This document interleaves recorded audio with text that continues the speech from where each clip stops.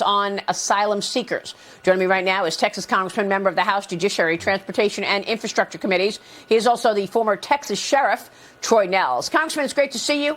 Thanks very much for being here. First, give us your reaction to what you just heard from Alejandro Mayorkas. Well, number one, the border isn't secure. He has continued to mislead, misrepresent, actually lie to the American people by saying that the southern border is closed. We haven't seen that. I've been there. Many members of Congress have been there. We've been from San Diego to Yuma, all the way into my great state of Texas. And thousands upon thousands, into the millions now, have crossed illegally into our country. So, no, the border isn't closed. Now Joe Biden announces he's seeking re-election. So now let's confuse the American people and make it look like we actually care about our southern border, and let's start open processing centers here in Colombia, Guatemala. I mean, this is all just nothing but noise, quite honestly. Well, I mean, we don't know what to believe. There's so much misinformation coming out of this government at all times. It's impossible to know what's true and what isn't true. What are you going to do about it? Do you see any solution to this wide open border anytime soon? The only solution, in my humble opinion, I've been up here for 2.5 years now. The only way to secure the southern border, folks, is to get the White House back. Now, we're going to pass some meaningful legislation, border immigration reform and law, out of the House. But once it gets to the Senate, it's dead. It's dead on arrival over there. And Joe Biden wouldn't sign it anyway. So if we really, truly care, if the American people truly care about securing our southern border and end this crisis, we need to get Donald Trump back in the White House in 2024. That's it. Well, the only reason we even know half the stuff we know is because the Republicans are in the majority in the House. We've learned so much from some of these committee hearings and the whistleblowers. Now we've got a House Judiciary Subcommittee holding a hearing on fixing the Foreign Intelligence Surveillance Act. That's FISA.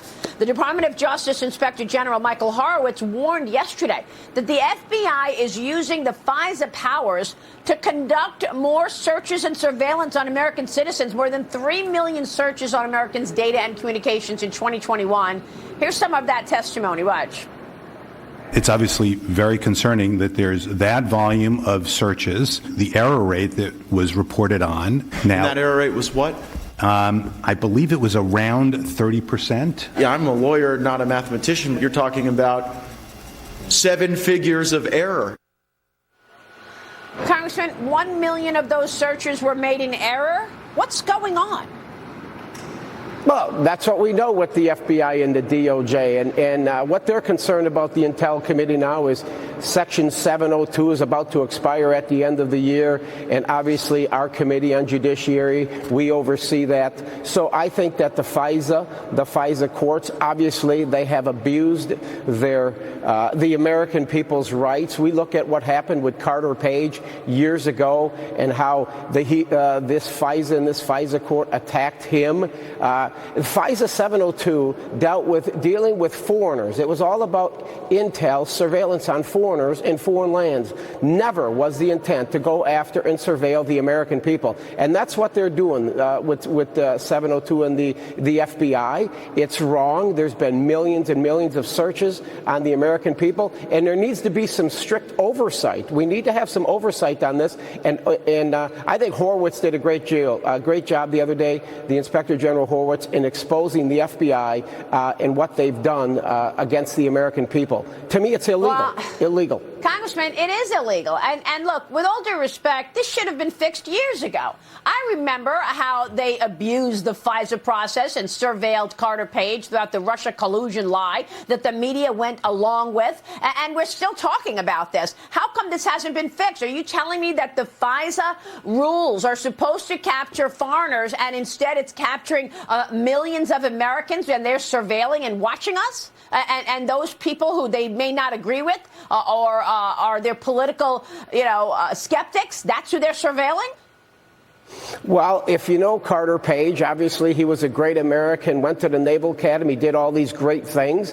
And then once Carter Page joined the Trump administration, the Trump team in 2016, now all of a sudden this is a bad guy and we have to go after him because it was all about going after Donald Trump. So that's what this was about. People lied and only one person went to jail for this. Only one person went to jail for this. Should have been more. Should have been more. Well, believe me, I lived it, the Russia collusion lie. We reported truth on this program only to get trashed by the media.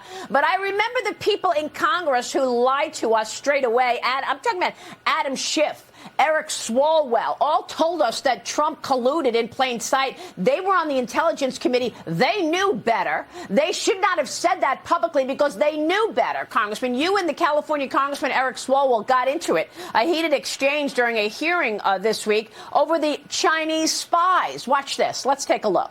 He's got a checkered past. He's alleged relationships. A checkered past? I would ask. It's my time. Alleged affairs, relationships with No. Yum Sir, Yum. you don't get to say that. That's not true. He had alleged relationships with Yum Yum. I asked the gentleman's words to be taken down. So what was going on there, Congressman? We know that Eric Swalwell had a relationship with a woman named Fang Fang. Was that a Chinese spy? What did she get from Eric Swalwell while they were sleeping together? And what did she do with that information? Well, it was enough to remove him from the Intel Committee, that's for certain. What you saw, the exchange with Mr. Swalwell and I, that was a judiciary hearing all about the border dealing with unaccompanied alien children. So it was all about dealing with unaccompanied alien children entering this country. He took his 5 minutes to go after one of the witnesses about January 6th. I'm like, this is totally off topic here. Why don't we focus on the southern border? He didn't want to do that. He wanted to attack the witness about January 6th. And I just couldn't handle it anymore. I said, I got to expose this clown for who he is. And so we removed him, his credibility. He does have a checkered past. And we need to expose him and continue to expose the left for who they truly are. Do we know specifically what information Fang Fang got from Eric Swalwell and took back to the Communist Chinese Party?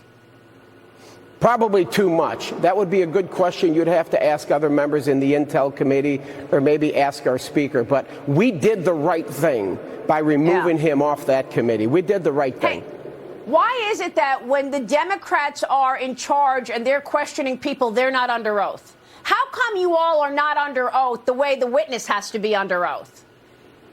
Well, all I do know is in several of the judiciary hearings, every one of the witnesses are under oath. I would assume that we have members of Congress, and if they are lying to the American people, if they are not speaking truth, we need to expose them. I will do everything I can to expose any member of Congress that misleads, misrepresents, or lies to the American people. Yeah, everybody should be under oath, and there should be term limits, because it just feels like, you know, would you support term limits? I'll be one of the first to sign. Good. Congressman, thank you. Troy Nehls, great to have you this morning.